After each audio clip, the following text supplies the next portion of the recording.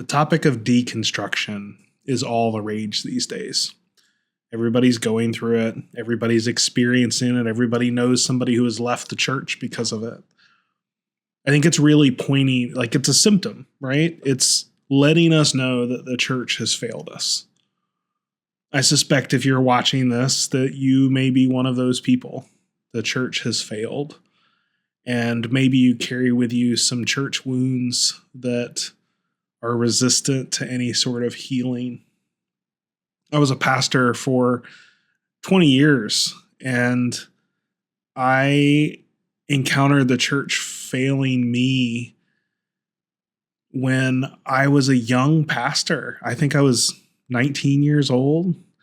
I was serving as a youth pastor, and this person came into the youth ministry with all these questions. And I was young. I didn't know the answer to these questions. And I remember going to my senior pastor. He was in his office down the way, and in my naive way, I just thought like, oh, I can bring these questions to him and he'll come answer them. And so I went down the hall and I said, hey, the kids have some questions that I don't have an answer to. I wonder if you can come down and, just answer a few questions for us. And when he came in, I don't know that yelling is the right word, but it certainly felt like he was angry.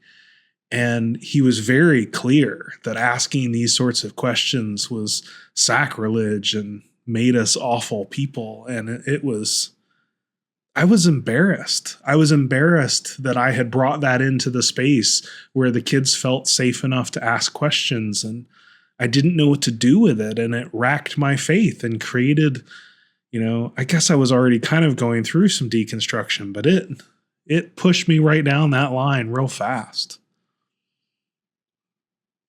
There's this book, The Critical Journey, and it talks about the stages of faith that we go through. And stage one is this: we're converted to faith and we're super excited. Everything is new and everything is fresh, and we just absorb the information that's coming our way, and we don't necessarily question it a lot. We just absorb it, we accept it, own it, that kind of thing. Stage two faith, we're starting to understand. We still have a lot of questions, but we're recognizing what the faith is. We're learners. We're active learners. We're maybe a little less bold and a little less excited. We're just kind of starting to get into the routine of it, but we're still learning and we're not necessarily questioning a lot.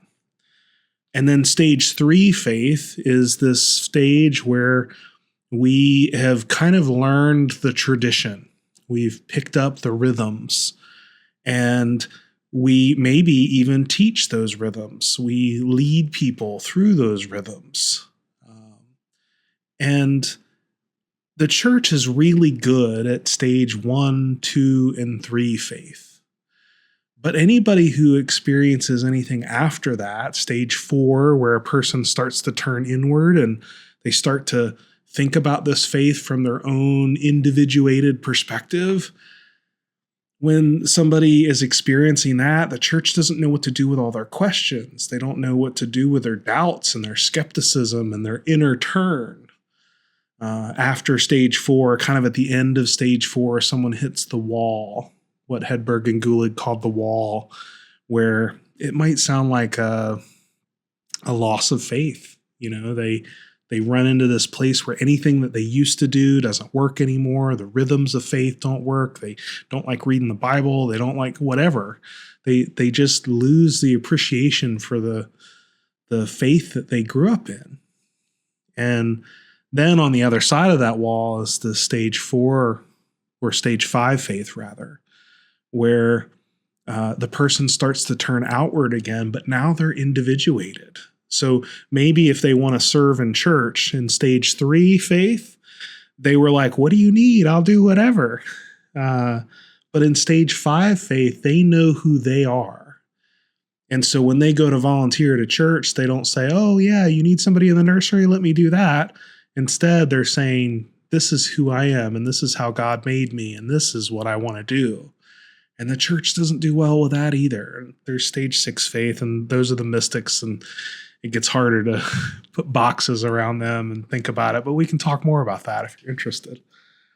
I share the stages of faith to say that what's happening in deconstruction is it's often this turn inward of a stage 4 faith. When somebody starts to individuate their own faith, what does the symbol, what does this metaphor mean to me? And the church does not know what to do with this. We have failed the people to create spaces for people that are in stage 4 and 5 and 6 faith. And I want to create a space that is for those people. I want to build a community of people that talk about what does it mean to individuate our faith, and that are okay with the nebulousness of not knowing, and the questions and the doubts, and sometimes walking away, and all of those things need to be okay. And we need to trust that God is big enough to handle our doubts and our walking away and all of those sorts of things. So I hope to create a space where we can do that. If you're interested in that, I would love for you to subscribe. It lets me know that you're interested so that I can post more stuff like this. And we can talk more. I'll also leave a link in the description for a community. It is just starting out. It started in January 2025. And we're just starting to get people together for this purpose. And the idea is that we gather people who have these questions and these doubts, and we create space for them. And so if you're interested in that, you can join the community by clicking the link below.